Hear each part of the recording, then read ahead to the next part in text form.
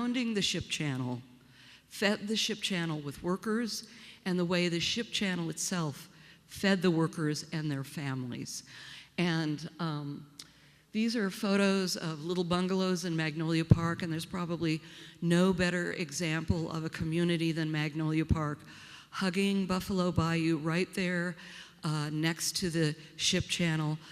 Magnolia Park was originally settled by, I think, largely middle-class people. It very quickly after it developed changed, and it changed because Mexican Americans from South Texas and Mexicans fleeing Mexico in the wake of the revolution, both preceding it and following it, found their way to Houston because they heard about work, and they found their way to Magnolia Park.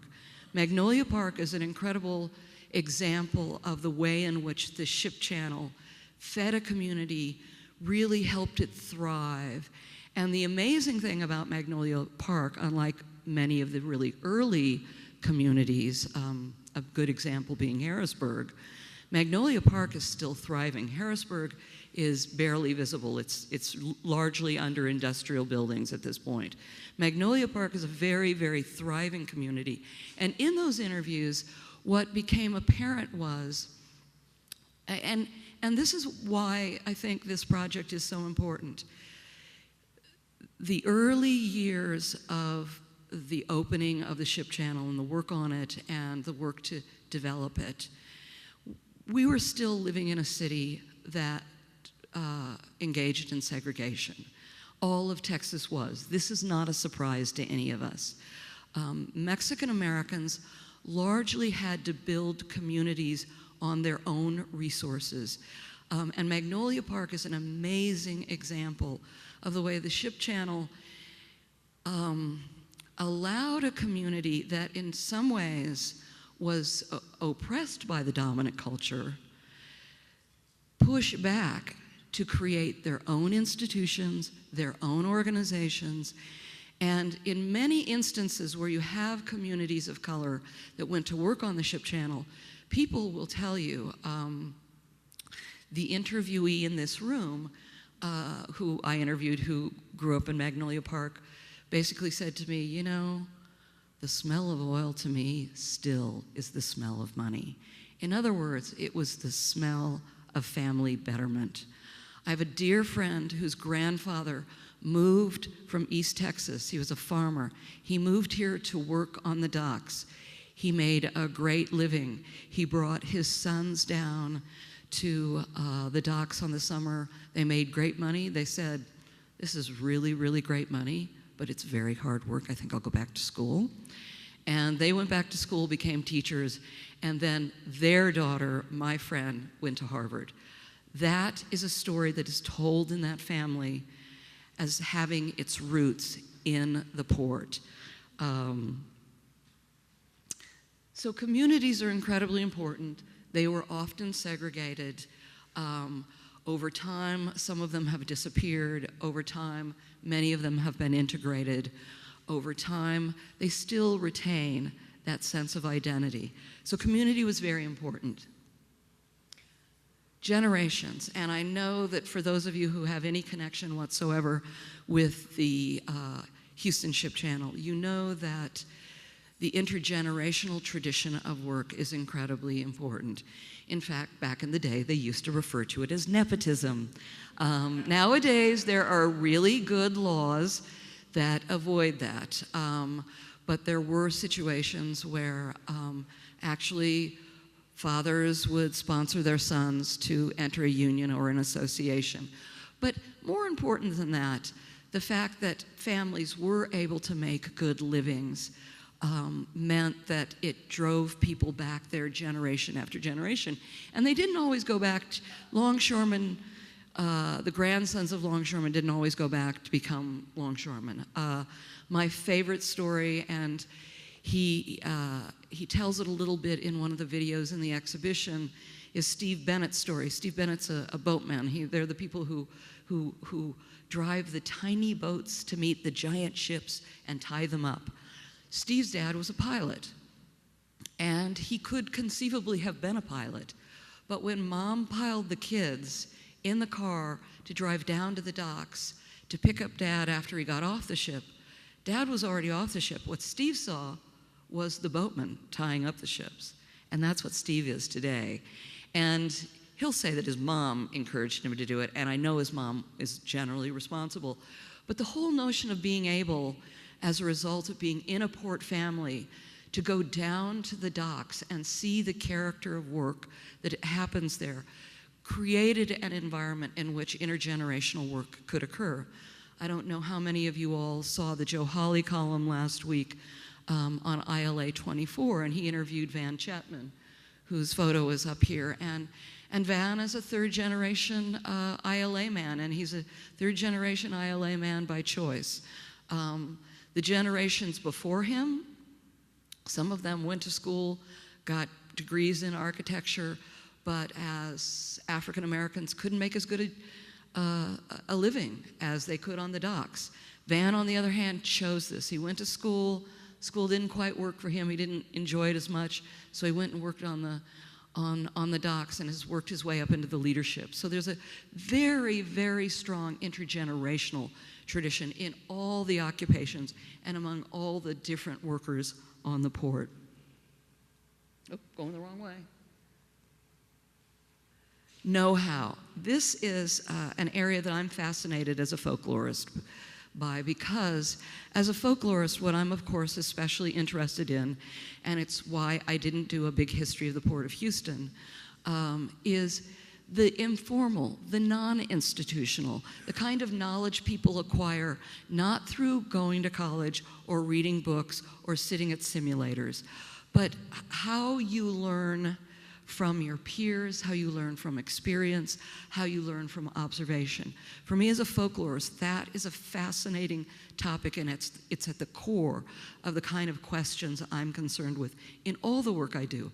I absolutely, hands down, expected to find out when I started interviewing people about their jobs that old tradition of know-how, of learning how to go down the channel in a big ship, and exactly when those two big ships are coming towards each other, when to turn, so you could do that version of Texas Chicken that somebody mentioned earlier.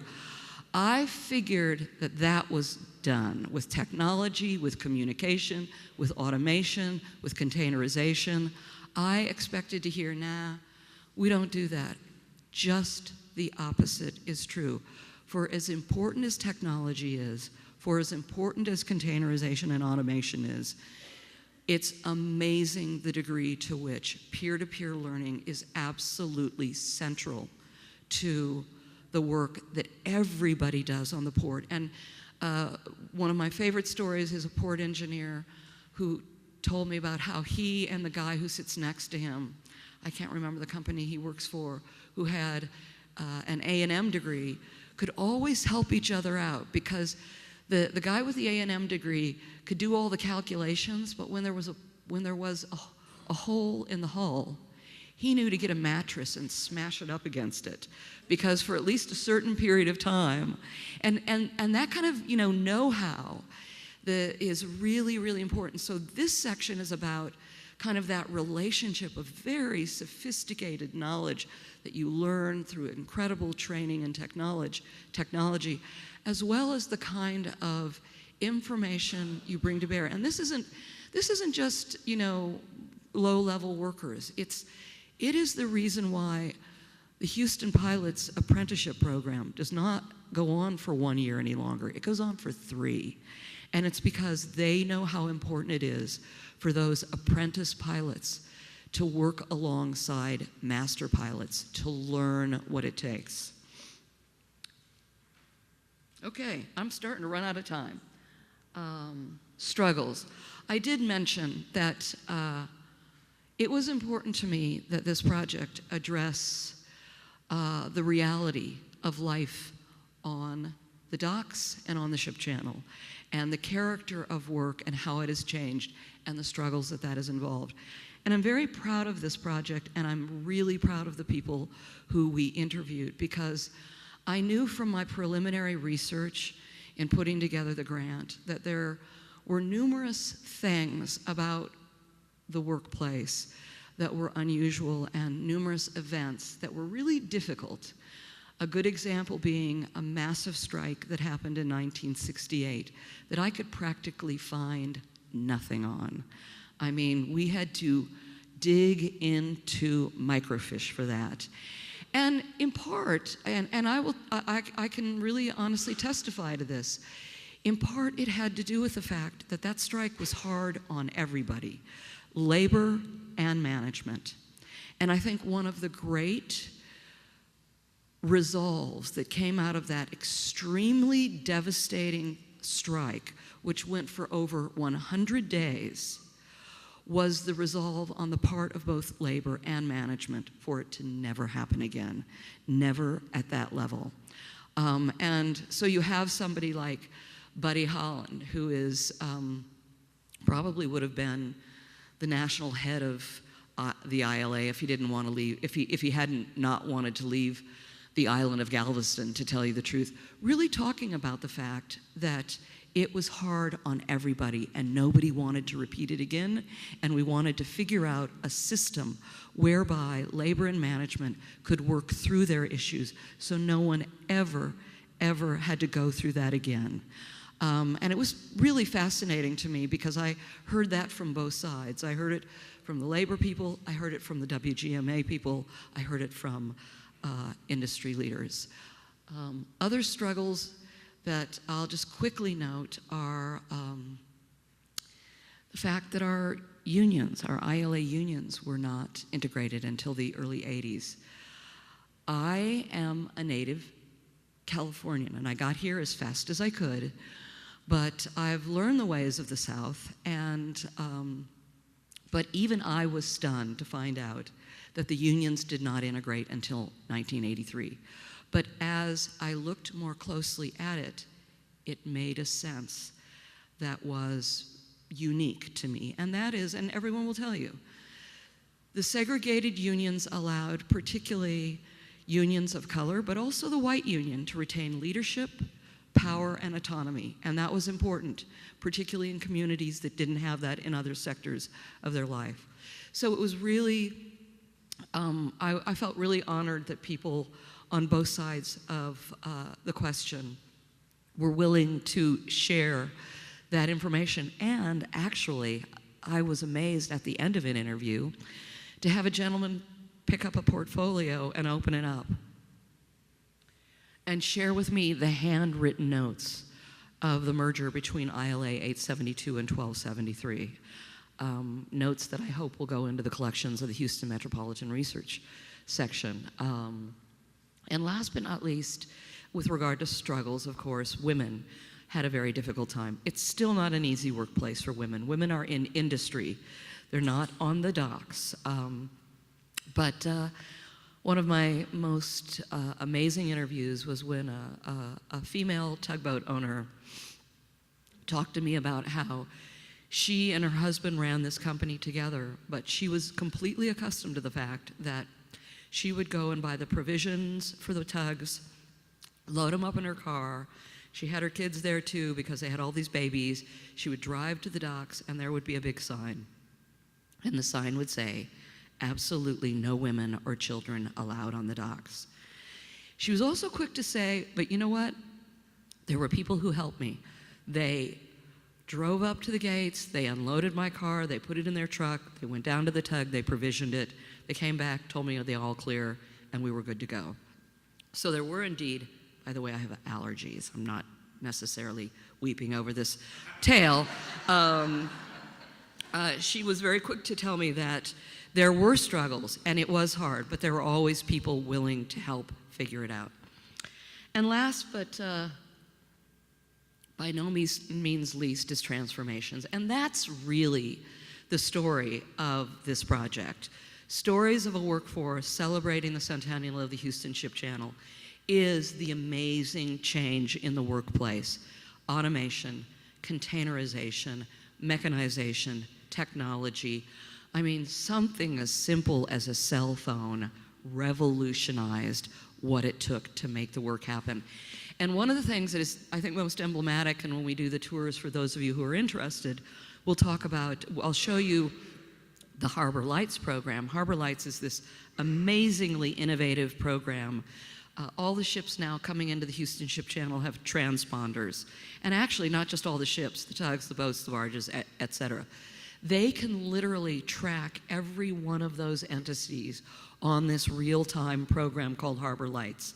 We have not a real-time version because that would be a Homeland Security risk. But it used to be, and this is so great because this is straight folklore. I know there were men involved, but people always said it to me. They'd say, you know, there were a bunch of old ladies and they would sit on the second story of this building out on Morgan's Point with binoculars, and they would see a ship coming in, and as it got straight even with them, they'd write down the numbers, and then they'd pick up the phone and they'd call it in. Now, I know it wasn't just old ladies. In fact, I know a man who was out there, but everybody tells that story the same way. But that's so emblematic of the transformation. Nowadays, you can tell where every ship if you have access to and read along, you can tell where every ship, every boat, every tug, every barge is in the channel, the rate at which it's going in a completely real-time manner. And I did want to let you all know that in addition to today's amazing program, there are a series of programs coming up associated with the exhibition on Wednesday. I bet a lot of people in this room know Lou Vest. He is a Houston pilot and a magnificent photographer. He's going to be giving a talk called Eyes on the Port.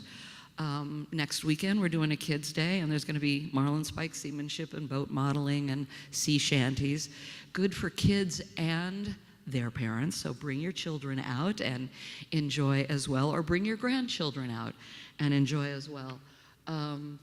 And we will be doing a special kind of panel discussion on communities, generations, and families. And that will be in, I believe, November. And then in January, we'll be doing, I'll be bringing together some of the older members of ILA 24 who really went through that experience of the merger. And there's just amazing stories about what work used to be like as a longshoreman, what it's like now, the struggles involved. The great good news about that merger was that there was enormous trepidation about what would happen on the first day. And in the exhibition, you will see typed out rules of order that were given to everybody about how they were how they were to act upon the first day and from there on out. Fact of the matter is that the merger went very smoothly and things worked out fine. It's an incredibly successful ILA local. And yes, I'm going to give a plug to On These Muddy Waters. I can't tell you how thrilled I was when the Houston Grand Opera, actually HGOCO, which is their outreach arm, said, you know, usually when we do these productions that focus on local communities, we go out and do the interviews, but you've already done them. Can we borrow yours? And I figured what we were doing was really different enough that that made sense. And it's been really gratifying to kind of see this opera come into being, because they actually send me the libretto and I get to comment on it. So there's lots coming up, and I want to thank you all for coming out this morning and listening to me drone on. And for those of you who would like an exhibition tour, from what I understand, we're going to take one half and do the tour, and then after about, I think, 20 minutes, we'll take another half. Is 20 minutes about right, or 15? Okay, 20 minutes. Thank you all very much. Oh. And the most important slide of all, the entities that help fund this project, without whom we could not have made it possible. Thank you.